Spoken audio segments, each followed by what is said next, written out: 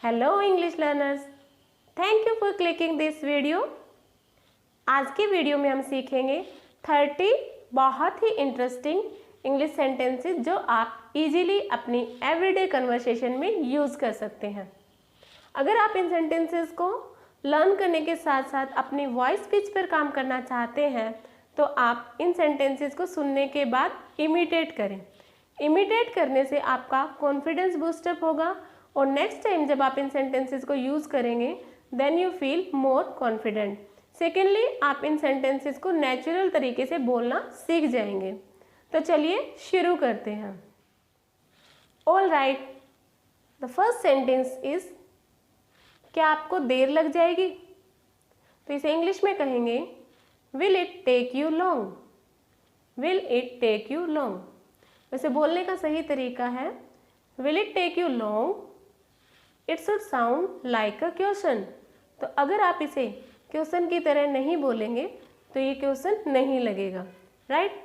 तो इंटोनेशन का थोड़ा स्पेशल ध्यान दें। So will it take you long? Very good. आपको कितनी देर लग जाएगी? तो इसे इंग्लिश में कहेंगे how long will it take you. How long will it take you. How long means कितनी देर और विल इट टेक यू क्योंकि हम फ्यूचर की बात कर रहे हैं। सो हम कहेंगे will it take you. How long will it take you. तो यहाँ पर हम विल हेल्पिंग वर्ब का यूज करेंगे। द नेक्स्ट सेंटेंस इज मैं तुमसे लंच के बाद मिलूंगा। I will see you post lunch. I will see you post lunch.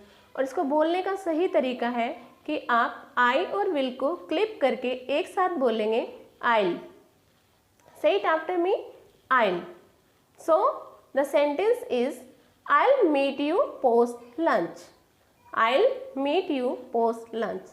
Very good. The next sentence is मैं अपनी कही हुई बात को वापस लेता हूँ। खैर हिंदी लैंग्वेज में ऐसा कोई सेंटेंस नहीं है बट इंग्लिश में हमारे पास इसके लिए एक बहुत ही प्यारा सा सेंटेंस है I take my words back. I take my words back. और इसको बोलने का सही तरीका है I take my words back. I take my words back. तो अगर मैंने आपके साथ कोई गलत इन्फॉर्मेशन शेयर की है then I could say I am sorry, I take my words back. Say it after me, I take my words back. Very good. Next sentence is plug लगा दो या प्लग निकाल दो। तो इंग्लिश होगी please remove the cord. Say it after me. Please remove the cord. और अगर आपको कहना है कि प्लग लगा दो then you have to say please plug in the cord. Please plug in the cord. Say it after me. Please plug in the cord. Very good. The next sentence is मैंने हिम्मत जुटाई और उससे बात की।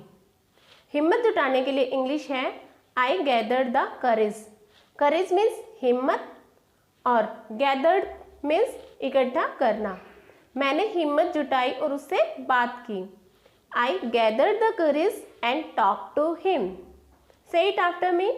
I gathered the courage and talked to him.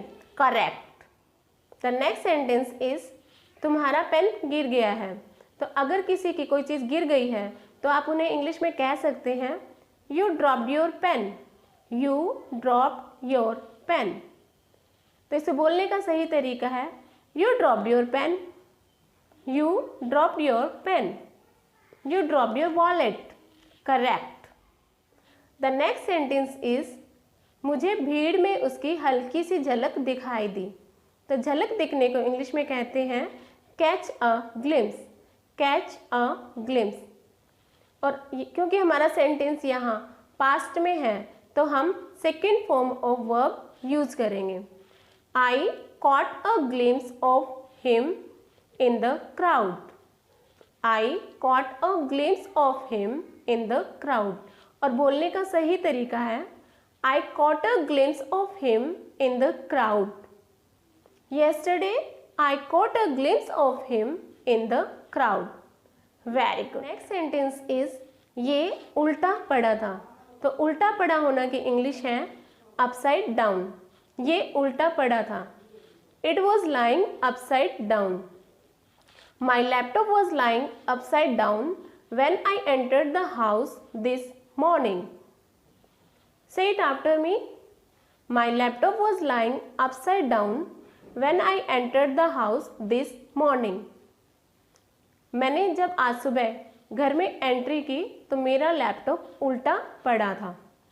So I can say my laptop was lying upside down when I entered the house this morning. Very good. The next sentence is तुम अपनी जिम्मेदारियों से भाग नहीं सकते। तो इसे English में कहेंगे You cannot escape from your responsibilities. You cannot escape from your responsibilities. और इसे बोलने का सही तरीका है You cannot escape from your responsibilities. You cannot escape from your responsibilities. Very good. The next sentence is इसकी काफ़ी मान्यता है। तो ये सेंटेंस आप टेम्पल्स के लिए भी यूज़ कर सकते हैं और अगर आपका कोई ऐसा रिलीजियस कस्टम है जिसको आप होल हार्टेडली फॉलो करते हैं देन आप इस सेंटेंस को यूज़ कर सकते हैं। तो इसके लिए इंग्लिश है it has a lot of religious banking. It has a lot of religious banking. इसे बोलने का सही तरीका है it has a lot of religious banking. It has a lot of religious banking. Very good. The next sentence is तुमने अपनी T shirt उल्टी पहनी है। तो इसे इंग्लिश में कहेंगे you are wearing your T-shirt inside out. You are wearing your T-shirt inside out. और इसे बोलने का सही तरीका है you are wearing your T-shirt inside out. You are wearing your T-shirt inside out. Very good. The next sentence is वो बहुत ही डरावना एक्सपीरियंस था या फिर आप कह सकते हैं वो बहुत ही डरावना इंसिडेंस था। तो इसके लिए आप इंग्लिश में कह सकते हैं it was a horrifying incidence. It was a horrifying experience. तो इसको बोलने का सही तरीका है it was a horrifying incidence. It was a horrifying experience.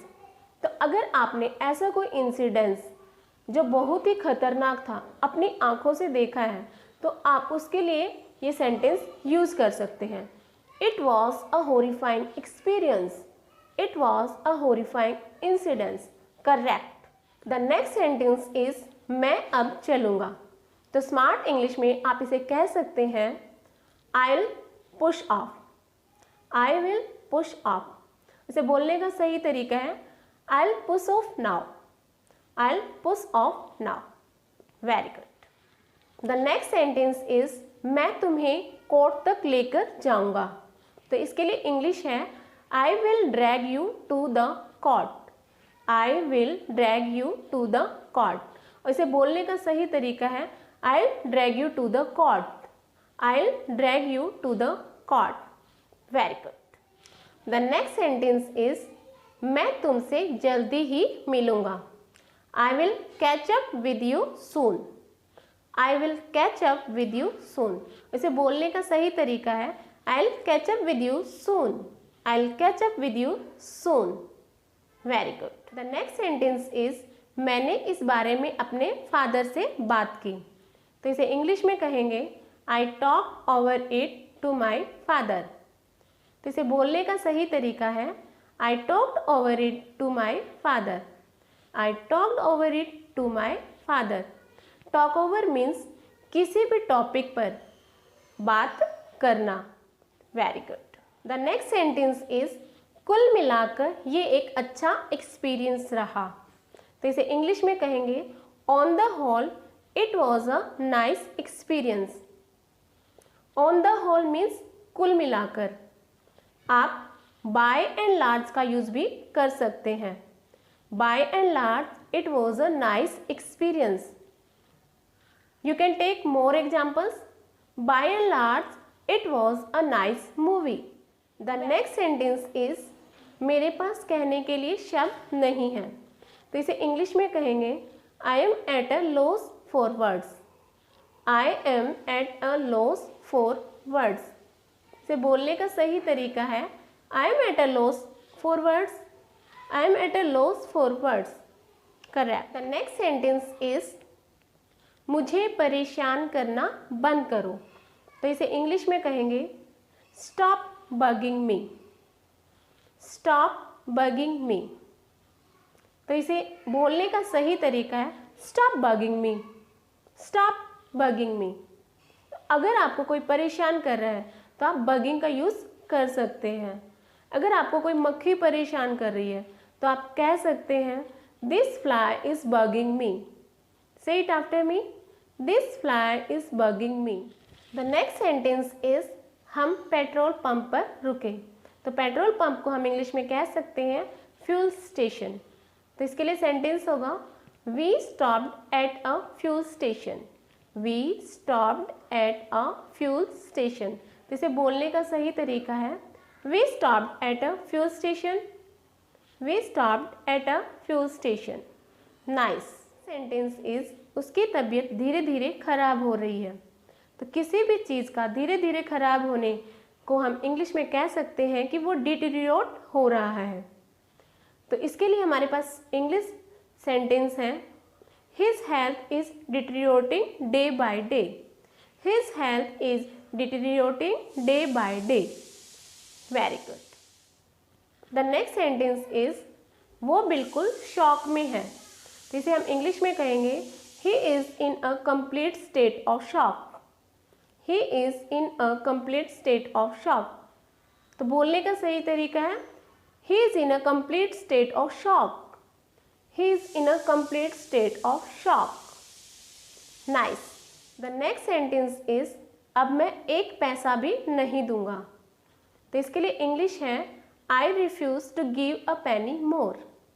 I refuse to give a penny more. I refuse मतलब मना करना। तो इसे बोलने का सही तरीका है I refuse to give a penny more. I refuse to give a penny more. Very good. The next sentence is ये बिल्कुल जीने मरने वाली सिचुएशन है। तो इसे इंग्लिश में कहेंगे it is a life death situation.